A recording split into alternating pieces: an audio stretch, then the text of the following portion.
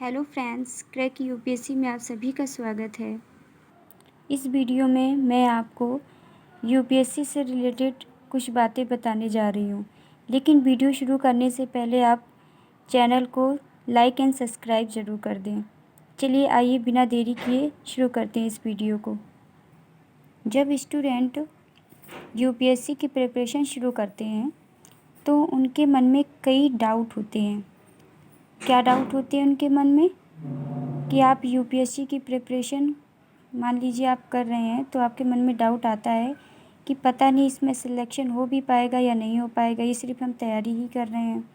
कई लोग offline classes लेते हैं, कई लोग ऑनलाइन लेते हैं, जैसा उनको ठीक लगता है उस तरीके से वो अपना पढ़ाई करते हैं। लेकिन उनके मन में एक क्वेश्चन हमेशा बना रहता है कि पता नहीं मैं सिलेक्ट हो पाऊँगा या नहीं हो पाऊँगा, या कोई लड़की हो। लेकिन आपको इस डाउट को क्लियर करने के लिए ही मैंने ये वीडियो बनाई है, तो इस वीडियो को अंत तक ज़रूर देखें। चलिए आइए शुरू करते हैं इस वीडियो को और आपके डाउट को क्लियर करते हैं। सबसे बड़ा डाउट होता है क्या, हिंदी और इंग्लिश का, हिंदी मीडियम और इंग्लिश मीडियम का। स्टूडेंट अधिकतर मैंने वीडियोस देखी हैं या कई जब भी हम न्यूज़ चैनल्स देखते हैं तो कई स्टूडेंट इस चीज़ पर चर्चा करते हैं कि नहीं, इंग्लिश मीडियम वाले के सिलेक्शन हो रहे हैं, हिंदी मीडियम वालों के नहीं हो रहे हैं। लेकिन आपको पता होगा ना कि जब आप यूपीएससी का पेपर देने जाते हैं तो उसमें 22 भाषाएं दी गई हैं। उन किसी भी भाषाओं में आप पेपर दे सकते हैं जो आपके हिसाब से है। आप ही उत्तर प्रदेश के हैं तो हिंदी में एग्ज़ाम देते हैं आप। अलग अलग राज्यों के अलग अलग भाषाएं दी गई हैं, जिस भाषा में आपको शूट करे। तो फिर ये कैसे हो सकता है कि इंग्लिश मीडियम वालों का सिलेक्शन हो, हिंदी मीडियम का ना हो। आपको लगता है आपके साथ भेदभाव हो रहा है, लेकिन ऐसा कुछ भी नहीं है। आइए उस सच्चाई को बताते। आप क्या करते हैं, जो स्टूडेंट सेलेक्ट होकर के पेपर के हेडलाइंस बन जाते हैं, आप उन पर ध्यान देते हैं कि नहीं नहीं, ये जो स्टूडेंट है इस साल का टॉपर है और ये इंग्लिश मीडियम का है। लेकिन आपने क्या कभी इन चीज़ों का देखा है कि आपने ये देखा होगा कि जब यूपीएससी के फॉर्म आते हैं तो आप डालने गए होंगे, आपने डाला भी होगा, आप तैयारी भी कर रहे होंगे। लेकिन क्या कभी आपने वहाँ जाकर चेक किया कि आप अगर हिंदी मीडियम के हो तो आपके हिंदी मीडियम वालों ने कितने फॉर्म डाले हैं, कितने लोगों ने डाले हैं? नहीं, आप इन चीज़ों को नहीं देखते, बल्कि आप सिर्फ इतना देखते हैं कि सेलेक्ट कितने हो रहे हैं हिंदी मीडियम वाले और इंग्लिश मीडियम वाले कितने सेलेक्ट हो रहे हैं। आप लास्ट देखते हैं। लेकिन आपको तो स्टार्टिंग से देखना चाहिए। अगर आप यूपीएससी के स्टूडेंट हैं तो आपको स्टार्टिंग से चीज़ों को देखना चाहिए। आप किसी भी स्टोरी को देखते हो या किसी भी आप मूवी देखते हो, अगर आप बीच से किसी भी मूवी को देख रहे हो या लास्ट में देख रहे हो, कि आपको समझ में आता है? कभी नहीं आएगा जब तक आप उसको स्टार्टिंग से नहीं देखेंगे। तो यूपीएससी में सिलेक्शन देखने हैं तो आपको स्टार्टिंग से देखने होंगे। स्टार्टिंग कहाँ से होगी? फॉर्म जब भरने आते हैं वहाँ से, कि हिंदी मीडियम वाले कितने भर रहे हैं और इंग्लिश मीडियम वाले कितने भर रहे हैं। हो सकता है इंग्लिश मीडियम वाले 200, आपको एग्ज़ाम्पल दे रहे हैं, बल्कि तो लाखों में जाते हैं, लेकिन मैं आपको एग्ज़ाम्पल में समझा रही हूँ कि हो सकता है इंग्लिश मीडियम वाले 200 फॉर्म भर रहे हों और हिंदी मीडियम वाले सिर्फ 100 भर रहे हों। अगर 100 का फ़र्क है तो सिलेक्शन में भी तो फ़र्क आएगा, हैं? आएगा कि नहीं आएगा? सिलेक्शन में भी फ़र्क आएगा। लेकिन आपको क्या लगता है कि नहीं, इंग्लिश मीडियम वाले सेलेक्ट हो रहे हैं, हिंदी मीडियम में हम लोग के साथ भेदभाव है, ये चीज़ गलत है। बिल्कुल नहीं, कोई चीज़ गलत नहीं है। अगर ये एग्ज़ाम सिर्फ इंग्लिश मीडियम वाले के सिलेक्शन के लिए ही होता तो हिंदी मीडियम वाले डालते ही नहीं, मना कर दिया जाता। जब फॉर्म भरने जाते ना तो आपको मना कर दिया जाता कि आप मत डालिए, आप हिंदी मीडियम से हो। लेकिन ऐसा है क्या? कुछ भी नहीं है। हिंदी मीडियम वालों के सिलेक्शन हुए हैं ना, ऐसा तो है नहीं कि एक भी नहीं हुए आज तक। हुए हैं ना, बस इतना ही काफ़ी है आपके लिए। लेकिन आप अपने आत्मबल को गिरा लेते हैं हिंदी और इंग्लिश मीडियम के चक्कर में आकर के। लेकिन ये आपको नहीं करना है। आप देखिए, कई सिलेक्शन हुए हिंदी मीडियम से, अच्छी रैंक लेकर आए हैं वो लोग। कम से कम आप गूगल पर सर्च तो करिए। लेकिन आप लोगों के भड़कावे में आते हैं, नहीं तुम हिंदी मीडियम में कुछ नहीं कर पाओगे, तुम छोटी मोटी तैयारी कर लो, उसी में निकाल लो पेपर, बस हो जाएगा आपका। ये सब इंग्लिश मीडियम वालों के लिए, ऐसा कुछ भी नहीं है। तो आप हिंदी मीडियम के चक्कर में ना पड़ें। आपको पूरा प्रोसेस बताते हैं। अगर शुरुआत से मैं आपको बताती हूँ, अगर फॉर्म डाल आज यूपीएससी का मान लीजिए फॉर्म भरने के लिए डेट निकली, आज सब लोग यूपीएससी का फॉर्म डालने गए, मुझे भी तैयारी कई लोग गए। हिंदी मीडियम वाले स्टूडेंट भी गए, इंग्लिश मीडियम वाले भी गए। हिंदी मीडियम वाले स्टूडेंट ने 100 स्टूडेंटों ने डाला और इंग्लिश मीडियम वाले के 200 स्टूडेंटों ने डाला। अब आया प्रीलिम्स एग्ज़ाम। अब कुछ हिंदी मीडियम वाले हैं, कुछ इंग्लिश मीडियम वाले हैं, कुछ ने तो एग्ज़ाम दिया ही नहीं। इंग्लिश मीडियम वालों में अगर 200 डाला है तो 50 लोगों ने नहीं दिया, लेकिन 150 लोगों ने दिया।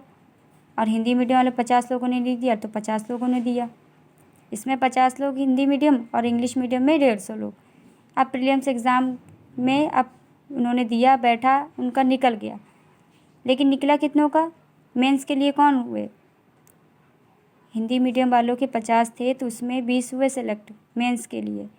और जो इंग्लिश मीडियम वाले हैं वो कितने? 150 लोगों ने एग्ज़ाम दिए, तो इसमें आप मान लीजिए 70 लोग सेलेक्ट हो गए। अब ये हो गए 20, वो हो गए 70। अब आपका आता है इंटरव्यू, मेंस भी ये निकल गया आपका। अब इंटरव्यू में अब ये 20 बचे ना, तो 20 में इंटरव्यू के लिए कितने गए?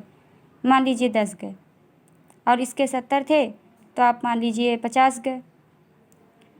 तो आप जब इंटरव्यू में देंगे तो उसमें भी तो सिलेक्शन होते हैं। अब मान लीजिए हिंदी मीडियम वाले के 10 गए थे, तो 10 में कितने हुए सेलेक्ट?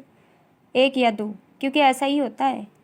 आप ये मत सोचिए कि नहीं 10 गए बस 1 ही तो हुआ, ऐसा ही होता है। ये एग्ज़ाम है, बड़ा एग्ज़ाम है, तो चैलेंज भी बड़ा ही होगा। 1 या 2 लोग सेलेक्ट हुए, अब इसमें हो गए 2 लोग सेलेक्ट हिंदी मीडियम, लेकिन इंग्लिश मीडियम वाले कितने क्वालिफाई हुए वहाँ के लिए इंटरव्यू के लिए? कितने हो गए आपके? 50 बताया था ना मैंने आपको। अब 50 में इंटरव्यू के लिए गए, मेंस को क्वालिफाई करके मान लो इसमें कितने हो गए। अब आप इतना अंदाज़ा लगा सकते हैं ना कि हिंदी मीडियम वाले 10 गए तो उसमें कितने हुए, और उसमें अगर 50 भी जाते तो कितने होते हैं? हिंदी मीडियम से ज़्यादा ही होंगे ना, इतना तो आप अंदाज़ा लगा ही सकते हैं। तो इसीलिए हिंदी मीडियम से ज़्यादा इंग्लिश मीडियम वालों के सिलेक्शन इसीलिए होते हैं क्योंकि फॉर्म ज़्यादा लोग डालते हैं। हिंदी मीडियम वाले डालते ही नहीं हैं, वो किसी और लेखपाल हो गया, एसएससी, बैंक में, इसी में चले जाते हैं। लेकिन इंग्लिश मीडियम वाले यूपीएससी को ज़्यादा प्रेफर करते हैं, इसी में आते हैं। इसलिए फॉर्म डालने की संख्या अगर इंग्लिश मीडियम वालों की ज़्यादा है तो सिलेक्शन भी ज़्यादा होंगे। ऐसा नहीं है जब हिंदी वाले डाल ही नहीं रहे फॉर्म तो सिलेक्शन कहाँ से हो जाएंगे। तो इस डाउट में बिल्कुल मत रहिए कि हिंदी मीडियम को नहीं हो पाता। जितने फॉर्म पढ़ते हैं उसी हिसाब से होते हैं, इतना तो आपको पता ही होगा। तो इसलिए मेहनत करिए, हिंदी इंग्लिश के चक्कर में मत पड़िए। सिलेक्शन होंगे, आपका भी सिलेक्शन होगा, लेकिन हर चीज़, कोई भी चीज़ हो बिना मेहनत की नहीं होती है। और इस डाउट में मत रहिए कि एग्ज़ाम बहुत बड़ा है। हाँ ठीक है, एग्ज़ाम बड़ा है लेकिन पढ़ना आपको पड़ेगा, चाहे छोटा एग्ज़ाम दो या बड़ा। छोटे के लिए कम लेकिन बड़े के लिए ज़्यादा। कुछ ज़्यादा बड़ा पाना है तो उसके लिए कुछ अच्छा करना भी पड़ता है बड़ा।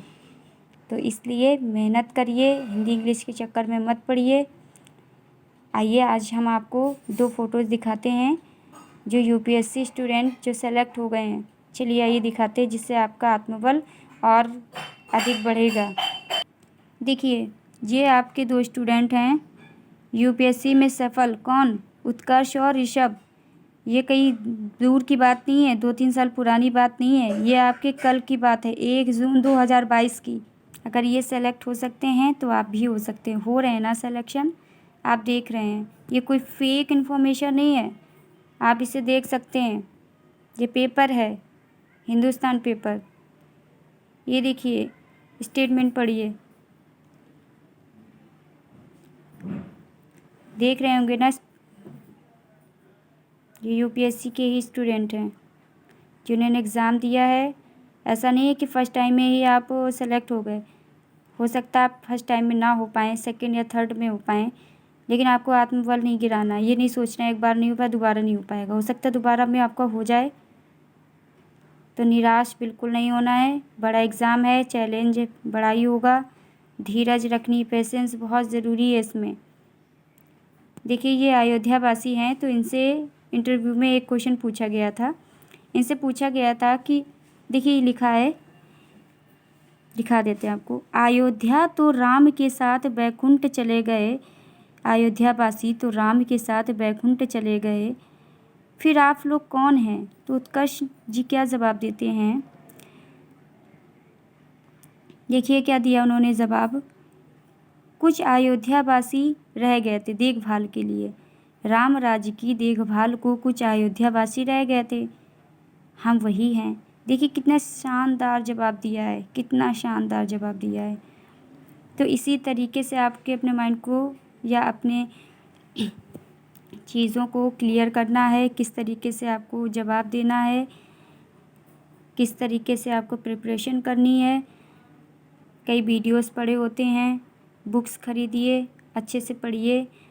हमने मेरे यूट्यूब चैनल पर मैंने कुछ बुक्स के बारे में बताया है आपको। हिस्ट्री की बुक मान लीजिए, हिस्ट्री एंशिएंट हिस्ट्री के लिए मैंने आपको रामचरण शर्मा की बुक बताई है, हमारी कुछ वीडियोस में पड़ी हुई हैं। मेडिवल हिस्ट्री के लिए मैंने सतीश चंद्रा बताई है आपको। अगर आप इस बुक के बारे में जानना चाहते हैं तो हमारी वीडियो को देख लें, तो आपको जानकारी मिल जाएगी। तो बुक्स भी पढ़नी है और जिस कोचिंग में आप पढ़ रहे हैं उससे भी ध्यान से पढ़ना है आपको। कहीं भी पढ़िए लेकिन मन लगा कर पढ़िए, और हिंदी इंग्लिश के चक्कर में मत पढ़िए। सिलेक्शन आपका हो जाएगा, लेकिन आपको धैर्य रखना होगा और कड़ी मेहनत करनी होगी। बिना मेहनत के कुछ भी नहीं होता है।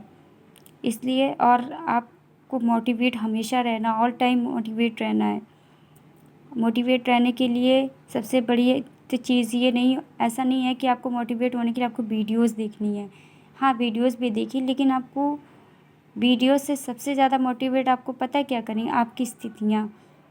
जिस स्थिति में आपके माँ बाप आपको पढ़ा रहे हैं वही सबसे बड़ा मोटिवेशन है आपके लिए। तो अपने माता पिता के सपनों को पूरा करिए, हिंदी इंग्लिश के चक्कर में मत पड़िए।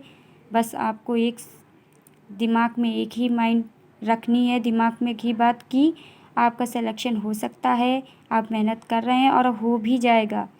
लेकिन आप अगर इस दुनिया की बातों में जाएंगे कि नहीं हो सकता, ये नहीं होता है, वो नहीं होता है, इंग्लिश वालों का होता है, हिंदी वालों का नहीं होता है, बहुत टफ एग्ज़ाम है, तो आप बैठे रह जाओगे।